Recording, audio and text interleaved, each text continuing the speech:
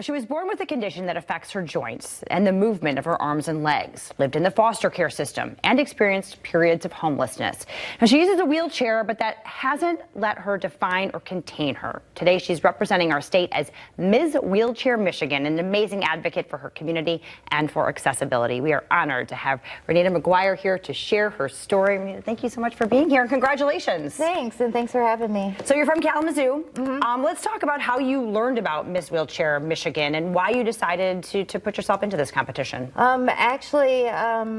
A former Miss Wheelchair Michigan invited me to go skydiving, and then I learned from her about the competition. It took me a couple years to decide to sign up, but then I did. Okay, perfect. I want to hear all about the skydiving. That sounds amazing. It was amazing. It was crazy, scary. I almost said no right as we were getting ready to jump out of the plane, but then after we did it, I was so glad I did, and I wanted to go again. So I love that. Yeah. I love that. So, and again, so you said yes to skydiving, you said yes to competing in this. Tell us what the process was like for you.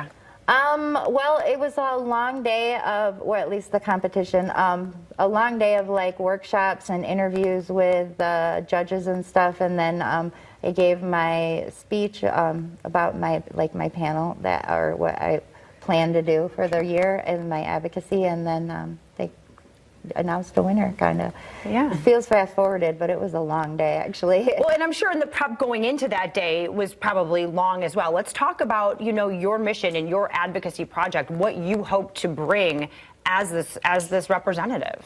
Well, I came from a pretty rough background, and I really kind of made myself and learned my way. My mission is to help inspire and encourage and mentor other young and newly disabled people to show them that they can accomplish a lot, because I've accomplished quite a bit. Absolutely. Well, let's talk about that too. I mean, you've done a lot of things besides jumping out of an airplane.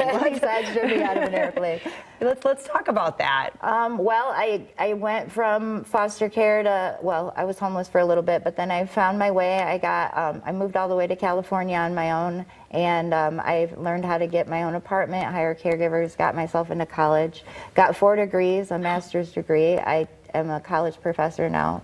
At 2 colleges, first one in a wheelchair at both of them, and then I was also a DJ for 20 years, the only one that spins records with their mouth. So in between all that, I've accomplished a lot of other things, but those are the big highlights, and I just want to show people that they can do a lot more than they're probably taught that they can do. I think expectations for us are really low, so nobody really shows us that we can accomplish anything we want, really. Absolutely. Yeah, you are a model for other people who have to use a wheelchair because you've done so much. Let's talk, you're an artist as well, so let's talk about you being a professor. I mean, you teach art. Yep, I teach art and design at Kendall College of Art and Design and Kalamazoo Valley Community College.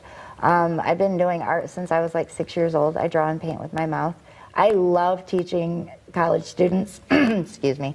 It's one of the most fun things I've ever done. I think they learn, I mean, obviously they learn a lot about art from me, but I just think they learn a lot from me just being there, the type of person I am too. So I really love it. Yeah. Well, I think that's amazing. And I'm sure you are such an amazing mentor to your students as well, as far as resilience and strength. I strive to be, at least, yeah. Okay, so tell us what's next. Now that you are Ms. Wheelchair Michigan, you are not done yet. No, so for the next year, I'll be making appearances, giving talks, reaching out to like foster care agencies, kids in foster care with disabilities, people who just became disabled, news interviews, working with politicians to kind of help create change, and just really like making my mark throughout the year up until nationals. Okay, and when is that? August 18th through 24th, I'll be competing for Miss Wheelchair America. Wonderful. And then should you win that, then this journey continues. Yep, all over the United States after that, yeah. Wonderful. Yeah. Well, we are so proud of you. Thank you. Congratulations, thank you for sharing your time with us today. And we will be rooting for you come August, right? You better. Absolutely, 100%, girl. We love it. And yeah, congratulations on your win. We will, of course, keep everyone up to date if you want to root for Rynita and in the national championships and then national competition. Yeah. Are there other ways people can reach you if they're interested in hearing your story or talking or having you come speak? Right now you can find me on Facebook or Instagram. Just look for Rynita McGuire. Okay. It says Rynita Shorty McGuire because my DJ name is Shorty. Okay. I will be doing fundraisers and stuff to help me get to nationals too, so I'll be posting a lot about that as well. Okay, perfect. So we will put all of your socials on our website so people can find you, support you, and reach out to you if they choose. Thank you. All right, thank you. We'll be right back.